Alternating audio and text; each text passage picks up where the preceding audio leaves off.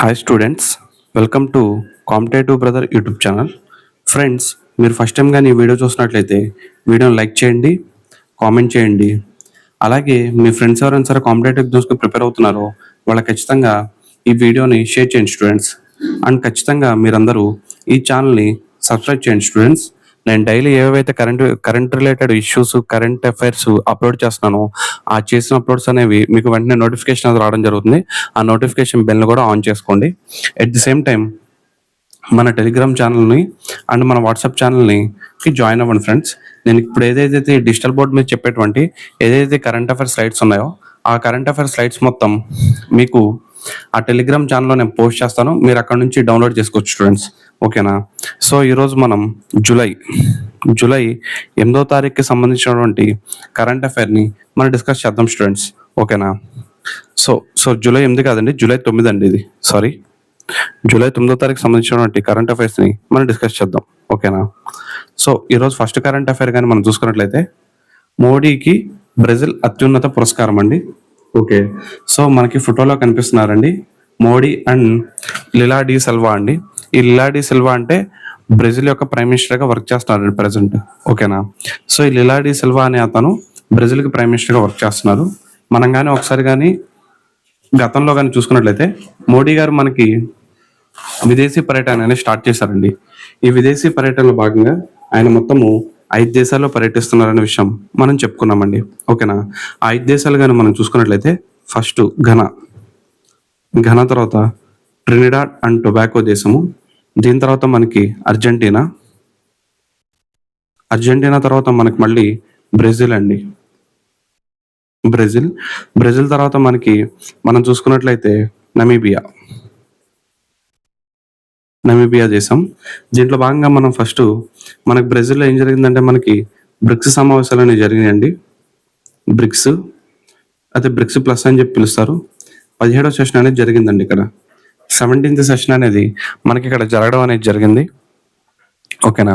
దాని తర్వాత మనం ఏం చేసామంటే బ్రెజిల్తో మనము దౌత్య సంబంధాల గురించి చర్చించుకోవడం అనేది జరిగింది. బయలాటరల్ రిలేషన్స్ అని చెప్పి పిలుస్తారు. ఈ దౌత్య సంబంధాల్లో భాగంగా ఈయనకి మోడీ గారికి ఏం చేశారంటే ఆ బ్రెజిల్ దేశానికి చెందినటువంటి అత్యున్నత పౌర పురస్కారాన్ని ఇవ్వడం అనేది జరిగిందండి. ఓకేనా? సో ఆ అవార్డు పేరు కానీ మనం చూసుకున్నట్లయితే ఆ అవార్డు పేరు grand collar of the national order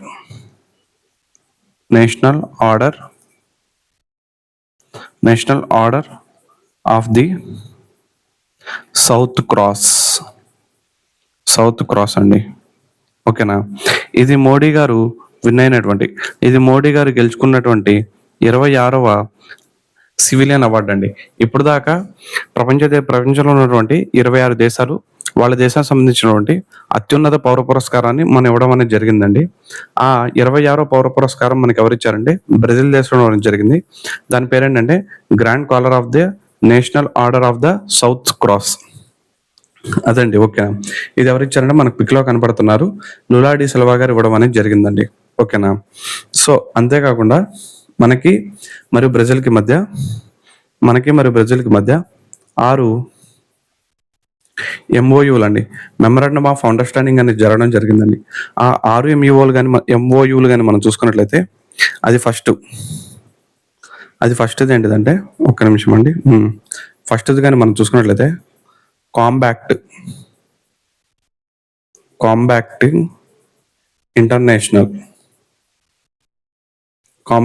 international terrorism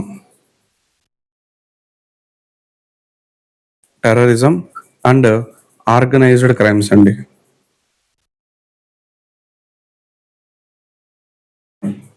అంటే ఏంటంటే ఏమేమైతే ప్రపంచవ్యాప్తంగా అంతర్జాతీయ స్థాయిలో ఉగ్రవాదాన్ని అడ్డుకోవాలి, at the same time organized criminals అనమాట. అంటే కొన్ని దేశాలు ఆ దేశాలే ఉగ్రవాదాన్ని పెంచి పోషిస్తూ ఉంటాయి, ఆర్గనైజ్డ్ క్రైమ్స్ చేయడానికి అవి ప్రేరేపిస్తూ ఉంటాయి. అలాంటి దేశాలతో మనం తలపడాలి. అటువంటి దేశాలని మనం ఓడించి అక్కడ ఉన్నటువంటి ఉగ్రవాదాన్ని అందించాలని చెప్పి ఫస్ట్ కాన్సెప్ట్ చెప్పారు. సెకండ్ ఏంటంటే exchanging and mutual protection classified information అండి. Exchanging and mutual protection,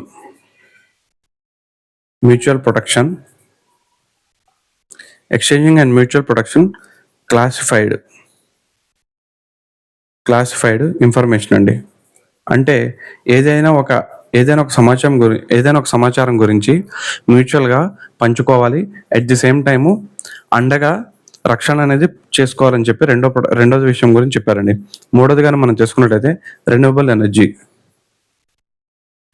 energy అంటే ఏంటండి? సాంప్రదాయేతర ఇంధన వనరు అంటే తరిగిపోని ఇంధన వనరు అండి. మనకి విండ్ పవర్ కానీ, నెక్స్ట్ సోలార్ పవర్ కానీ, ఇవన్నీ కూడా మనం ఏంటంటే రెన్యూవబుల్ ఎనర్జీ అని చెప్పి పిలుస్తాము. నెక్స్ట్ ABCD అండి. సో ఇంకటి కానీ మనం చూసుకున్నట్లయితే అగ్రికల్చర్ అంటే మీకు తెలిసింది, వ్యవసాయం పైన ఒక ఒప్పందం అనేది చేసుకోవడం జరిగింది. నెక్స్ట్ ఏంటంటే ఇంటెలెక్చువల్ ప్రాపర్టీస్ అండి. ఇంటెలెక్చువల్ ప్రాపర్టీ రైట్స్ గురించి మాట్లాడుకోవడం జరిగిందండి. ఓకేనా? ఇంటెలెక్చువల్ ప్రాపర్టీ రైట్స్ అంటే మేధో సంపత్తి గురించి అండి. మేధో సంపత్తి గురించి ఇక్కడ మాట్లాడుకోవడం అనేది జరిగింది. ఇంకా లాస్ట్ అండ్ ఫైనల్ కానీ మనం చూసుకున్నట్లయితే ఇదేం మాట్లాడుకున్నారు కానీ మనం చూసుకున్నట్లయితే digital transformation and large scale tech solutions అండి. Digital transformation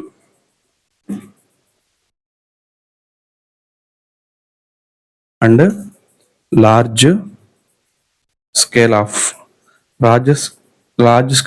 tech solutions. So digital transformation and logical tech solutions అండి. ఇలా 6 MOUల మీద ఈ 2 దేశాలు అనేవి సంతకాలు చేసుకోవడం జరిగిందండి. ఓకేనా? ఇప్పుడు దాకా మనం చూసుకున్నట్లయితే మనకి ఘనా దేశం అండి. ఒక నిమిషం.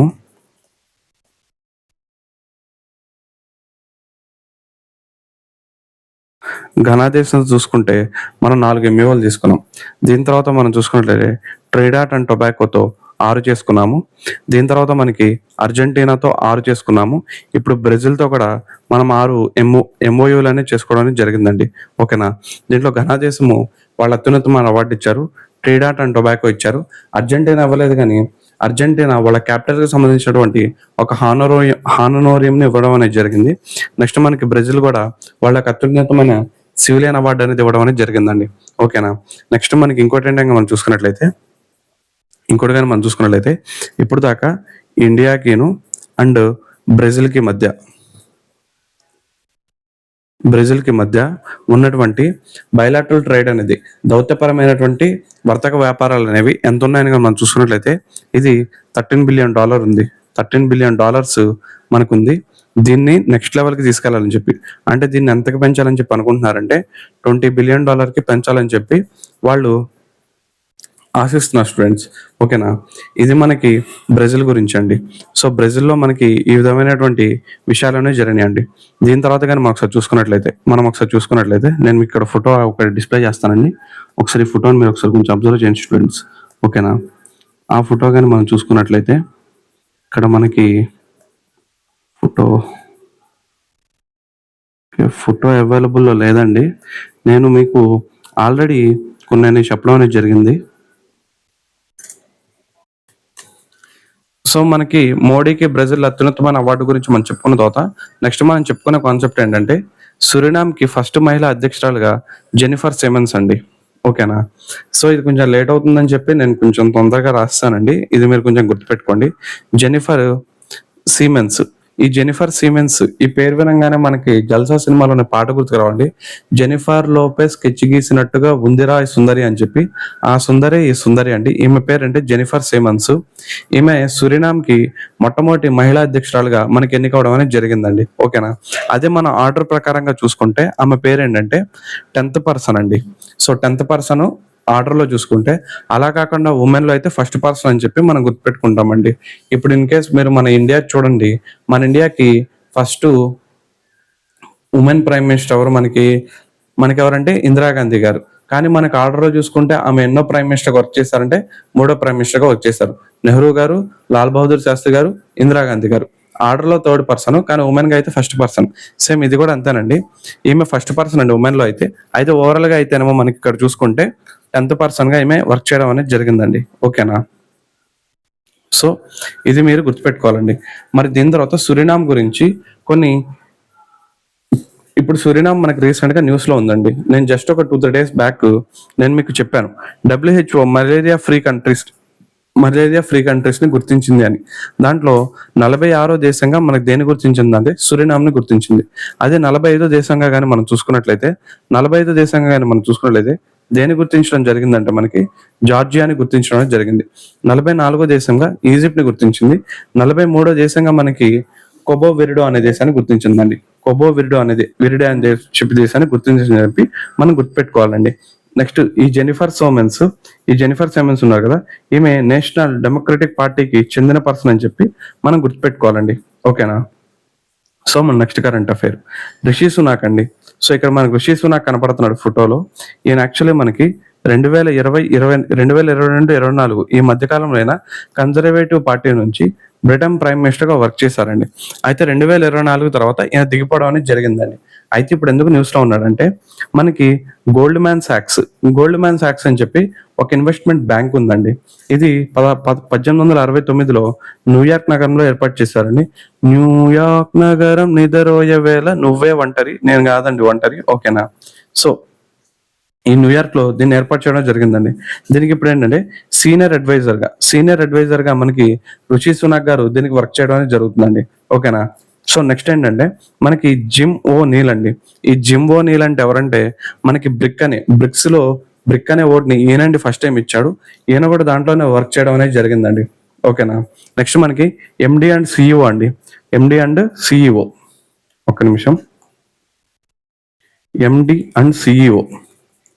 ఎండి అండ్ సిఇఓగా వర్క్ చేసిన పర్సన్ గాని మనం చూసుకున్నట్లయితే ఆ పర్సన్ పేరు ఏంటంటే డేవిడ్ ఎం సోల్మన్ అనే అతను ఇప్పుడు ప్రజెంట్ దీనికి ఎండి అండ్ సిఇఓగా వర్క్ చేస్తున్నాడు అండి. ఓకేనా. సో మరి మనం నెక్స్ట్ కరెంట్ అఫైర్ గాని మనం చూసుకున్నట్లయితే ఐసీసీ సిఇఓగా మనకి ఎవరు వచ్చారంటే సంజోగ్ గుప్తా గారు వచ్చారండి. ఈ సంజోగ్ గుప్తా గారు రావడం అనేది జరిగింది. సో జస్ట్ ఆ సంజోగ్ గుప్తా అని చెప్పి పేరు గుర్తుపెట్టుకుని సరిపోతుంది. ఈ ఐసీసీ ఉంది కదా, ఇది 1909లో దుబాయ్ కేంద్రంగా ఏర్పాటు అనేది జరిగిందండి. మరి దీనికి సిఇఓగా ఎవరున్నారంటే జైషా అనే పర్సన్ దీనికి సిఇఓగా ఉన్నారు. నెక్స్ట్ దీనికి సెక్రటేరియట్ గా ఎవరు పనిచేస్తున్నారంటే దేవజిత్ సైకియా అనే అతను దీనికి సెక్రటేరియట్ గా పనిచేస్తున్నారండి. ఓకేనా. నెక్స్ట్ మనకి తెలంగాణ న్యూస్ గానీ మనం చూసినట్లయితే తెలంగాణ వన మహోత్సవం 2025 అండి. సో తెలంగాణలో మనకి వన్స్ అపాన్ ఏ టైమ్ మనకి కేసీఆర్ సీఎం ఉన్నప్పుడు మనకి అక్కడ ఏం జరిగిందంటే హరితహారం అని చెప్పి ఒక కాన్సెప్ట్ స్టార్ట్ అయిందండి. ఓకేనా. ఈ హరితహారం అనే కాన్సెప్ట్ ని కేసీఆర్ గారు తీసుకొచ్చి ఆయన ఏమన్నాడంటే మనము అడవుల్లోకి మనం వెళ్ళడం కాదు, అడవుల్ని మన దగ్గర తయారు చేసుకుందాం అనే కాన్సెప్ట్ ఆయన ఏం చేశారంటే హరితహారాన్ని స్టార్ట్ చేశారండి. అయితే మనకి అక్కడ 2023లో మనకి ఏం జరిగిందంటే ఐఎన్సీ గవర్నమెంట్ అనేది ఫామ్ అయింది. ఈ ఐఎన్సీ గవర్నమెంట్ ఫామ్ అయిన తర్వాత మనకి అక్కడ దాన్ని పేరు మార్చారండి. ఆ పేరు ఏంటంటే వన మహోత్సవం అండి. మీకు ఇక్కడ ఫోటోలో కూడా కనిపిస్తాం, ఒకసారి చూడండి. వన మహోత్సవం 2025 అని చెప్పి స్టార్ట్ చేయడం అనేది జరిగిందండి. ఓకేనా. అయితే దీన్ని మన సీఎం అయినటువంటి ఈయన పేరు నాకు గుర్తు రావట్లేదండి సడన్ గా, రేవంత్ రెడ్డి గారు ఎక్కడ స్టార్ట్ చేశారో మనం చూసుకున్నట్లయితే ఈయన స్టార్ట్ చేసిన ప్లేస్ ఏంటంటే మనకి హైదరాబాద్ లోని రాజేంద్ర నగర్ లో ఉన్నటువంటి జయశంకర్ అగ్రికల్చర్ యూనివర్సిటీ వ్యవసాయ విద్యాలయం, డాక్టర్ జయశంకర్ వ్యవసాయ యూనివర్సిటీలో దీన్ని స్టార్ట్ చేయడం అనేది జరిగిందండి. ప్రజెంట్ ఇప్పుడు దీని టార్గెట్ ఏంటంటే మనం చూసినట్లయితే ప్రజెంట్ మనకి తెలంగాణలో 24% ఫారెస్ట్ ఉందండి. ఈ 24% ని 33% కి ఇంక్రీజ్ చేయాలని చెప్పి టార్గెట్ తో దీన్ని స్టార్ట్ చేయడం అనేది జరిగిందండి. ఓకేనా. అయితే ఈ యూనివర్సిటీ ప్రాంగణంలో మన సీఎం రేవంత్ రెడ్డి గారు ఎవరైతే ఉన్నారో ఆయన ఒక రుద్రాక్ష మొక్కని నాటి ఈ కార్యక్రమాన్ని స్టార్ట్ చేయడం అనేది జరిగిందండి. ఓకేనా. రుద్రాక్ష మొక్కని నాటి స్టార్ట్ చేయడం అనేది జరిగిందండి. నెక్స్ట్ కానీ మనం చూసుకున్నట్లయితే 2025 మొత్తం సంవత్సరం పూర్తయ్యే నాటికి మొత్తము ఎన్ని చెట్లు నాటాలంటే ఎన్ని మొక్కలు నాటాలని కానీ టార్గెట్ పెట్టుకున్నారని మనం తెలుసుకున్నట్లయితే మొత్తము 18.03 కోట్ల మొక్కలు 18.03 కోట్ల మొక్కలు నాటాలని చెప్పి వీళ్ళు టార్గెట్ పెట్టుకున్నారండి. అయితే దీనిలో కొన్ని శాఖలకి కొన్ని మొక్కలనేవి కేటాయించారండి. దీంట్లో పురపాలక శాఖ అంటే పురపాలక శాఖకి ఎంత ఇచ్చారని కానీ మనం చూసుకున్నట్లయితే నెక్స్ట్ మనకి ఆ నెంబర్ చెప్తానండి. నెక్స్ట్ పంచాయతీరాజ్ డిపార్ట్మెంట్కి, నెక్స్ట్ మూడోది ఏంటంటే అటవీ మరియు వ్యవసాయ శాఖలు,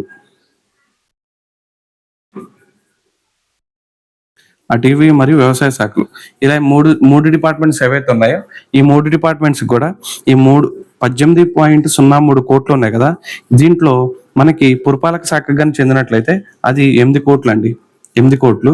నెక్స్ట్ మనకి పంచాయతీ శాఖకి అయితే 7 కోట్లు. నెక్స్ట్ అటవీ వ్యవసాయానికి అయితే 1 కోటి మొక్కలు నాటాలని చెప్పి వాళ్ళకి టార్గెట్స్ ఇవ్వడం అనేది జరిగిందండి. ఓకేనా. అంతేకాకుండా ప్రతి ఇంటికి ఉచితంగా 6 మొక్కలంట, 6 మొక్కలు ప్రతి ఇంటికి ఉచితంగా పంచాలి.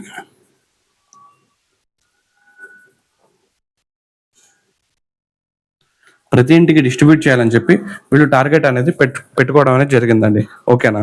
సో ఇది మనకి పూర్తిగా మనకి తెలంగాణ వన మహోత్సవం గురించి అండి.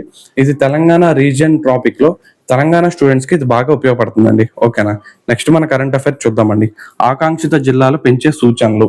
ఆకాంక్షిత జిల్లాలంటే మనకేంటంటే తెలుగులో వీటిని ఆస్పిరేషనల్ డిస్ట్రిక్ట్స్ ప్రోగ్రామ్ అని చెప్పి పిలుస్తారండి. ఈ ఆస్పిరేషనల్ డిస్ట్రిక్ట్స్ ప్రోగ్రామ్ అనే దాన్ని మనకు నీతి ఆయోగ్ అనేది స్టార్ట్ చేయడం అనేది జరిగిందండి. ఓకేనా. ఈ ఆస్పిరేషనల్ డిస్ట్రిక్ట్స్ ప్రోగ్రామ్ ని నీతి ఆయోగ్ మనం చూసుకున్నట్లయితే 2015లో స్టార్ట్ చేశారండి ఆస్పిరేషనల్ డిస్ట్రిక్ట్స్ ప్రోగ్రామ్ నండి. దీంట్లో ప్రజెంట్ ఇప్పుడు ఎన్ని జిల్లాలు ఉన్నాయని కానీ మనం తెలుసుకున్నట్లయితే దీంట్లో 117 జిల్లాలనే ఉన్నాయండి. ఈ 117 జిల్లాలు మనం గుర్తుంచుకోవాల్సిన అవసరం లేదండి. జస్ట్ ఏపీ నుంచి ఎన్ని డిస్ట్రిక్ట్స్ ఉన్నాయి, అది తెలంగాణ స్టూడెంట్స్ అయితే తెలంగాణ నుంచి ఎన్ని డిస్ట్రిక్ట్స్ ఉన్నాయో మనకు తెలిస్తే సరిపోతుందండి. ఇప్పుడు కానీ మనం ఏపీ నుంచి కానీ మనం చూసుకున్నట్లయితే ఏఎస్ఆర్ అంటే అల్లూరి సీతారామరాజు జిల్లా. నెక్స్ట్ మనకి పార్వతీపురం మన్యం డిస్టిక్. మూడోది కానీ మనం తెలుసుకున్నట్లయితే వైఎస్ఆర్ కడప. సో ఈ 3 డిస్ట్రిక్ట్స్ అనేవి మనకి ఆస్పిరేషనల్ డిస్ట్రిక్ట్స్ ప్రోగ్రామ్ లో మన ఏపీ నుంచి 3 జిల్లాలనే ఉన్నాయండి. మరి తెలంగాణ నుంచి కానీ మనం తెలుసుకున్నట్లయితే తెలంగాణ నుంచి మనకి ఆసిఫాబాద్ జిల్లా ఉంది. దీని తర్వాత మనం చూసుకున్నట్లయితే భద్రాద్రి కొత్తగూడెం జిల్లా ఉంది. మరి మూడోది కానీ మనం తెలుసుకున్నట్లయితే అది భూపాలపల్లి. ఇలా మనకి అట్నుంచి 3 జిల్లాలు ఉన్నాయి, ఇట్నుంచి 3 జిల్లాలు ఉన్నాయి. ఏపీ వాళ్ళు అయితే 3 జిల్లాలు చదువుకోండి, తెలంగాణ వాళ్ళు అయితే 3 జిల్లాలు చదువుకోండి. ఓకేనా. మరి ఇప్పుడు అయితే నెక్స్ట్ ఏంటంటే ఇప్పుడు ప్రెసెంట్ ఒక 3 జిల్లాల్ని దీంట్లో యాడ్ చేయాలని చెప్పి మన సీఎంని కోరడం అనేది జరిగిందండి. మన ఏపీలో 20 సూత్రాల పథకం అని చెప్పి ఒకటి ఉందండి. 20 సూత్రాల పథకం, దీని అమలు కోసం ఒక చైర్మన్ ని నియమించారండి. ఈ పథకానికి ఒక చైర్మన్ ఉన్నారు. ఆ చైర్మన్ పేరు కానీ మనం చూసుకున్నట్లయితే అతని పేరు ఏంటంటే లంకా దినాకర్. ఇతను ఏం చేశాడు అంటే సీఎం కి ఇంకొక 3 జిల్లాలు యాడ్ చేస్తే బాగుంటది కదా అని చెప్పి ఆయన 3 జిల్లాల పేర్లు చెప్పారు. అది ఏంటిదంటే ప్రకాశం డిస్టిక్. నెక్స్ట్ ఇంకోటి ఏంటంటే శ్రీ సత్యసాయి జిల్లా అండి. SSS అంటే శ్రీ సత్యసాయి డిస్టిక్ అని చెప్పి ఒకటి. మూడోది కానీ మనం చూసుకున్నట్లయితే అన్నమయ్య జిల్లా అండి. ప్రకాశం జిల్లా, శ్రీ సత్యసాయి జిల్లా, నెక్స్ట్ అన్నమయ్య జిల్లా. ఈ 3 జిల్లాలు కూడా యాడ్ చేయమని చెప్పి యాడ్ చేస్తే బాగుంటది, ఆస్పిరేషనల్ డిస్ట్రిక్ట్స్ లో భాగంగా ఇంకో 3 యాడ్ చేస్తే బాగుంటది అని చెప్పి ఈయన సీఎం మన చంద్రబాబు నాయుడు గారికి చెప్పడం అనేది జరిగిందండి. ఓకేనా. అయితే మనకి నీతి ఆయోగ్ ఏం చేస్తుందంటే ఈ ఆస్పిరేషనల్ డిస్ట్రిక్ట్స్ ఏమైతే ఉన్నాయో ఈ ఆస్పిరేషనల్ డిస్ట్రిక్ట్స్ ని డెవలప్ చేయడం కోసం వాటికే పోటీల కొన్ని పారామీటర్స్ తీసుకొని వాటిలో ఏవేవైతే మంచి పర్ఫార్మెన్స్ చేస్తున్నారో డిస్ట్రిక్ట్స్ ఉన్నాయో వాటికి ప్రోత్సాహకాలు అనేవి బాగా అందిస్తూ ఉంటుందండి. ఓకేనా. దాంట్లో భాగంగా నీతి ఆయోగ్ ఏం చేస్తుందంటే 9 అంశాల ఆధారంగా తీసుకొని ర్యాంకింగ్స్ ఇస్తారు. దీంట్లో 5 మోస్ట్ ఇంపార్టెంట్ పాయింట్స్ అండి. ఓకేనా, ఈ 9లో 5 మోస్ట్ ఇంపార్టెంట్ పాయింట్స్ ఉంటాయండి. ఆ 5 కానీ మనం తెలుసుకుంటే సరిపోద్దండి. ఆ 5లో ఫస్ట్ పాయింట్ కానీ మనం చూసుకున్నట్లయితే, first point health and nutrition అండి. ఆరోగ్యము మరియు పౌష్టికాహారం అని చెప్పి పిలుస్తుంది. న్యూట్రిషన్, హెల్త్ అండ్ న్యూట్రిషన్, ఆరోగ్యము మరియు పౌష్టికాహారము, ఎడ్యుకేషన్,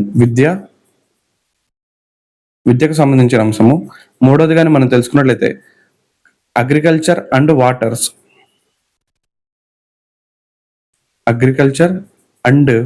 వాటర్ అండి. సో వ్యవసాయం మరియు నీరు.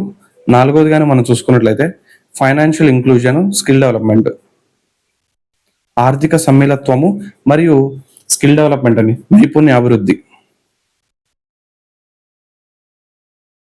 Financial inclusion and skill development.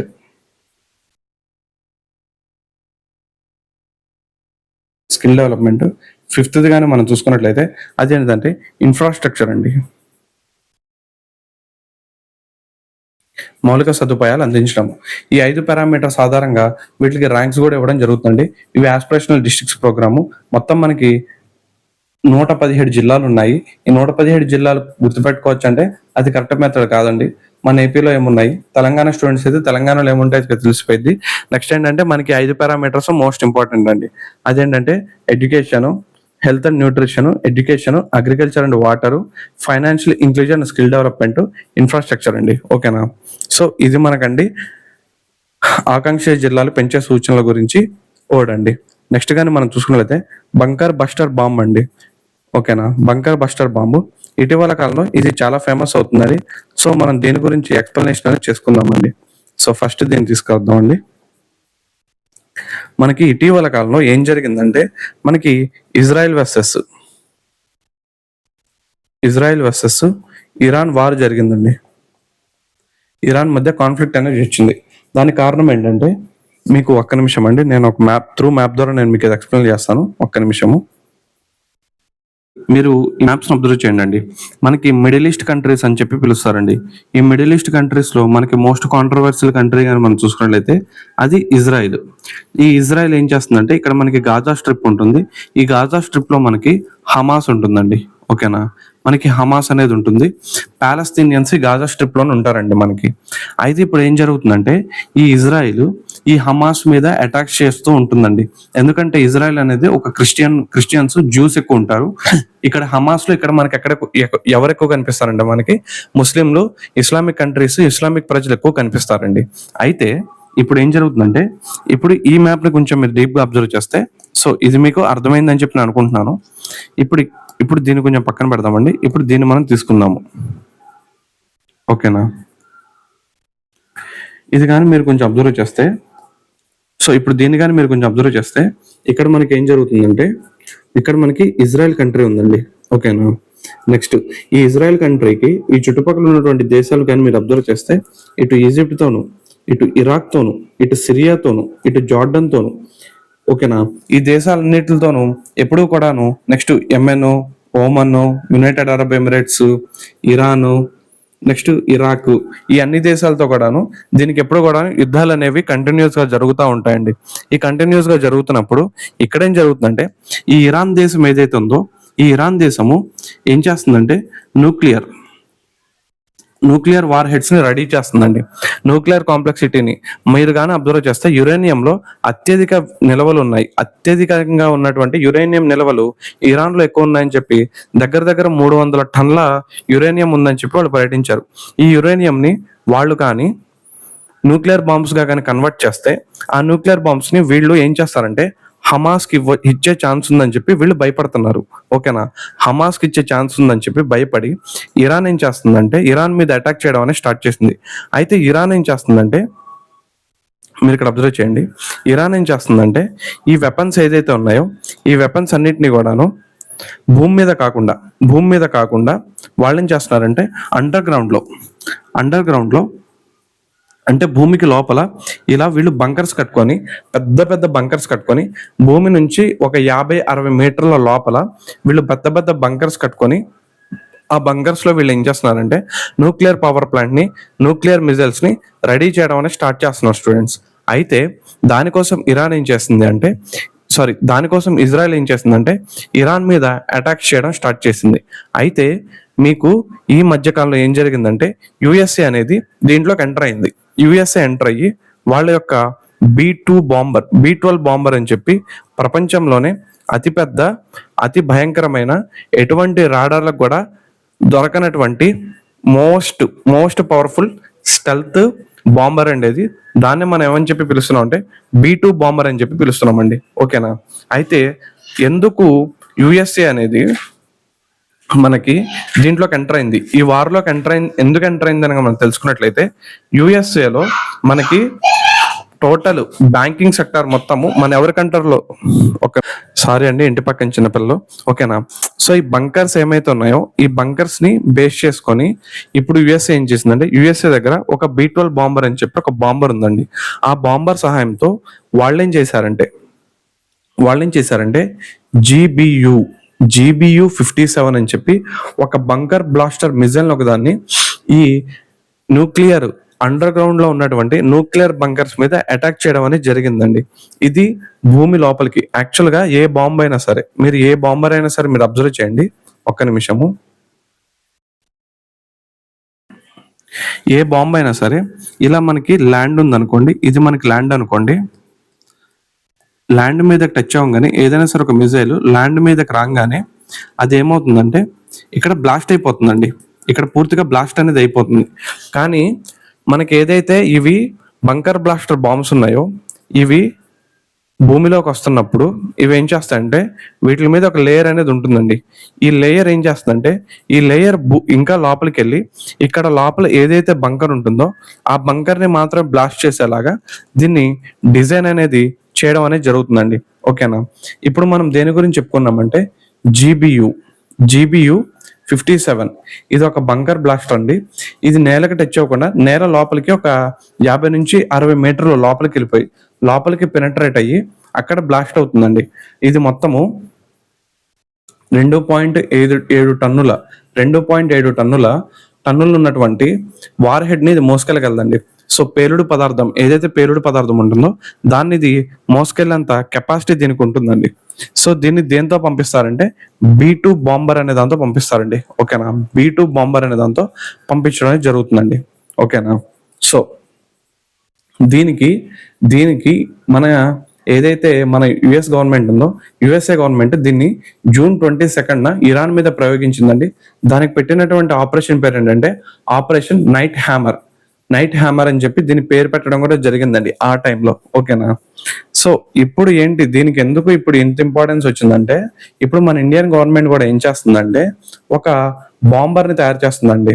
ఆ బాంబర్ పేరు ఏంటంటే బంకర్ బ్లాస్టర్ బాంబ్ అనమాట. సో మీరు ఇప్పుడు ఈ ఫోటోని అబ్జర్వ్ చేయండి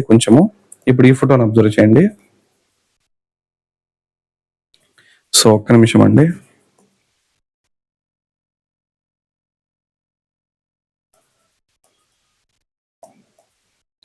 ఇప్పుడు ఈ ఫోటోని కానీ మీరు అబ్జర్వ్ చేయండి. ఈ బాంబరు చూసారు ఇక్కడ GBU 57 అని ఉంది. సో ఇక్కడ GBU 57 చూసా బంకర్ బ్లాస్టర్ బాంబ్ అని చెప్పి. ఈ బాంబు ఇలా లోపలికి వెళ్ళి ఇక్కడ బ్లాస్ట్ అవుతుందండి, పెనట్రేట్ అవుతుంది. It can penetrated 60 meters under ground అండి. డెస్టినేషన్ బై డిలేడ్ ఫ్యూజ్ అని చెప్పి డిటార్షియేషన్ బై డిలేడ్ ఫ్యూజ్ అని చెప్పి ఇక్కడ మనకు చూపిస్తారండి. సో ఇలా లోపలికి వెళ్ళి బ్లాస్ట్ అనేది అవడం అనేది జరుగుతుందండి. సేమ్ అలాంటిది ఇప్పుడు మన ఇండియన్ గవర్నమెంట్ ఏం చేస్తుంది అంటే మన ఇండియా ఆల్సో ఈ బంకర్ బ్లాస్టర్స్ మీద వర్క్ చేస్తుందండి. ఎందుకు వర్క్ చేస్తుందని కానీ మనం తెలుసుకున్నట్లయితే ఇటీవల కాలంలో మనకి తెలిసిందే, మనకి LOCలో మనకి ఇక్కడ ఇండియా మ్యాప్ వేస్తాను, కొంచెం అబ్జర్వ్ చేయండి ఒకసారి. అది ఇండియా మ్యాప్ అని చెప్పి అనుకోండి.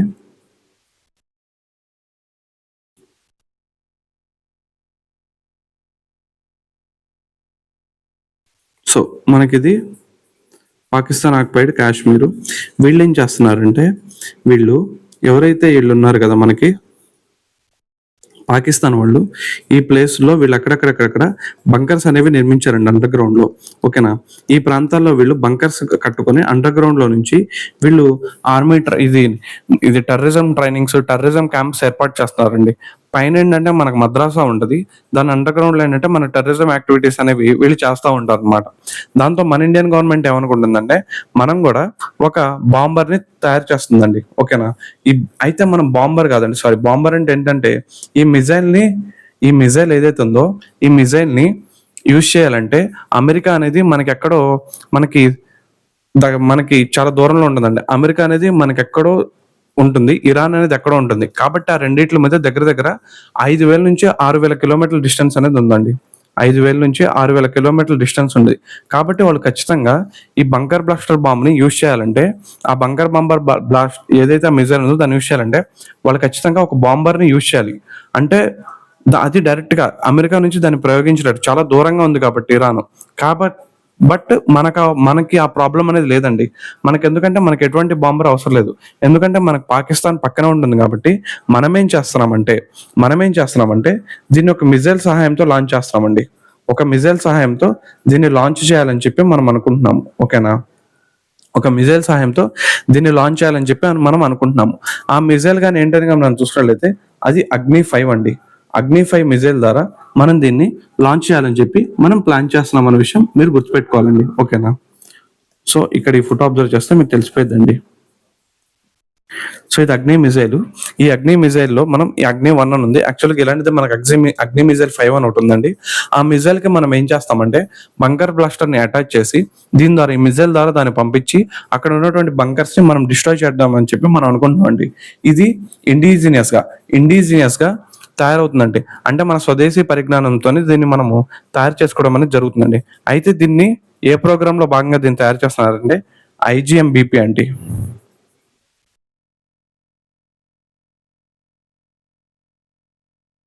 అంటే దీనికి అర్థం ఏంటంటే integrated guided missile development program అండి.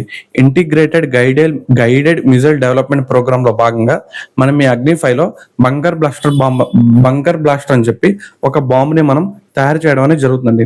దీని యొక్క రేంజ్ అనేది ఇది ఆల్మోస్ట్ దీని యొక్క స్పెసిఫికేషన్స్ కానీ మనం చూసుకున్నట్లయితే 7.5 టన్స్ 7.5 టన్నుల వార్ హెడ్ అండి. అంటే పేలుడు పదార్థాన్ని ఇది మోసగలగలదు. సెకండ్ది కానీ మనం చూసుకున్నట్లయితే దీని పెనట్రేషన్ అనేది ఎంత ఉంటుందంటే 80 నుంచి 100 మీటర్స్ వరకు లోపలికి వెళ్ళి, అంటే భూమి మీద నుంచి 80 నుంచి 100 మీటర్ల లోపలికి వెళ్ళి ఇది అక్కడికి వెళ్ళి బ్లాస్ట్ చేయగలదండి. ఓకేనా. దీని యొక్క రేంజ్ కానీ మనం చూసుకున్నట్లయితే 2,500 కిలోమీటర్స్ రేంజ్ అనేది ఉంటుందండి. నెక్స్ట్ మనం దీని యొక్క స్పీడ్ కానీ చూసుకున్నట్లయితే దీని యొక్క స్పీడ్ 8 నుంచి 20 మ్యాక్ మధ్యలో మనకి స్పీడ్ అనేది ఉంటుందని చెప్పి మనకి DRDO చెప్పడం అనేది జరిగిందండి. ఇది మనకి అప్కమింగ్ అండి. మనకి ఫ్యూచర్ లో మనకు వచ్చేటువంటి one of the bunker blaster గా ఇది ఫేమస్ అయ్యే ఛాన్స్ అనేది చాలా ఎక్కువ ఉందండి. ఓకేనా. సో ఇది మనం గుర్తుపెట్టుకోవాలండి. ఇండియాస్ బంకర్ బ్లాస్టర్ అంటే మనం ఇది గుర్తుపెట్టుకోవాల్సిన అవసరం ఎంతైనా ఉందండి. సరేనా. నెక్స్ట్ కరెంట్ అఫైర్ లోకి మనం మూవ్ అవుదామండి. నెక్స్ట్ కరెంట్ అఫైర్ కానీ మనం చూసుకున్నట్లయితే అది ఈయన అండి, బిట్ చాట్ మెసేజింగ్ యాప్ అండి. సో ఇక్కడ మనకు కనిపిస్తుంది కదా ఈ బిట్ చాట్ అండి. ఈయన పేరు ఇక్కడ మనకు కనిపిస్తున్న పర్సన్ పేరు కానీ మనం తెలుసుకున్నట్లయితే ఇతని పేరు జాక్ డోర్సే అండి. జాక్ డోర్సే ఇతను ట్విట్టర్ వ్యవస్థాపకుడు అండి. ట్విట్టర్ వన్ ఆఫ్ ద వ్యవస్థాపకుల్లో జాక్ డోర్సే ఉన్నారు.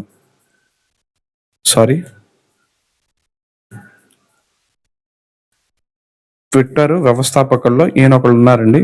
ఈయన ఏం చేశారు అంటే ఇప్పుడు ప్రజెంట్ బిట్ చాట్ అని చెప్పి ఒక మెసేజింగ్ యాప్ ని తీసుకొచ్చారండి. అయితే బిట్ చాట్ అనేది మనకి బ్లూటూత్ తో వర్క్ అవుతుందండి. దీనికి ఎటువంటి ఇంటర్నెట్ అవసరం ఉండదండి. జస్ట్ ఇది ఎంతో పనిచేస్తుందంటే బ్లూటూత్ తో పనిచేయడం అనేది జరుగుతుందండి. ఈ యాప్ పేరు ఏంటంటే బిట్ చాట్ అంది. దీన్ని తీసుకొచ్చింది ఎవరు? Jack Dorsey. ఇప్పుడు ప్రెసెంట్ మన ట్విట్టర్ ని ఏమని పిలుస్తుంటే ఎక్స్ అని చెప్పి పిలుస్తున్నాము. ఇప్పుడు దీనికి ఓనర్ గా ఎవరున్నారండి? మనకి ఎలాన్ మస్క్ దీనికి ఓనర్ గా ఉన్నారండి. ఓకేనా.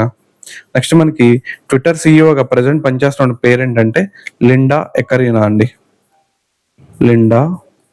ఎకరీనా అనే ఆమె ప్రెసెంట్ మనకి ట్విట్టర్ కి సిఇఓగా వర్క్ చేస్తుందనే విషయం మనం గుర్తుపెట్టుకోవాలండి. ఓకేనా. నెక్స్ట్ మనకి BSE foundation day July 8th అండి. ఓకేనా. BSE అంటే బాంబే స్టాక్ ఎక్స్చేంజ్ అండి.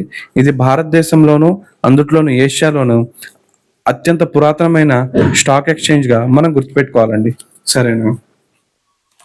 సో ఒక్క నిమిషం లైన్ లో ఉండండి.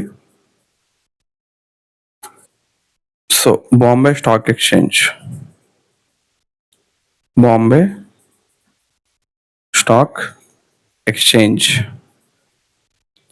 దీన్ని మనకి ప్రేమ్చంద్ రాయ్ అండి, ప్రేమ్చంద్ రాయ్ అని చెప్పి పిలుస్తారు. ఇక్కడ ఆల్రెడీ పేరు ఉంది కదా, ప్రేమ్చంద్ రాయ్ చంద్ అని. ప్రేమ్చంద్ రాయ్ అనే ఆయన దీన్ని ఎప్పుడు ఏర్పాటు చేసాడని మనం చూసినట్లయితే ఈయన 1875 జూలై 8వ తారీఖున దీన్ని ఏర్పాటు చేయడం అనేది జరిగిందండి. ఓకేనా. సో అలా మనకి బిఎస్సి అనేది ఏర్పాటు అవడం అనేది జరిగిందండి.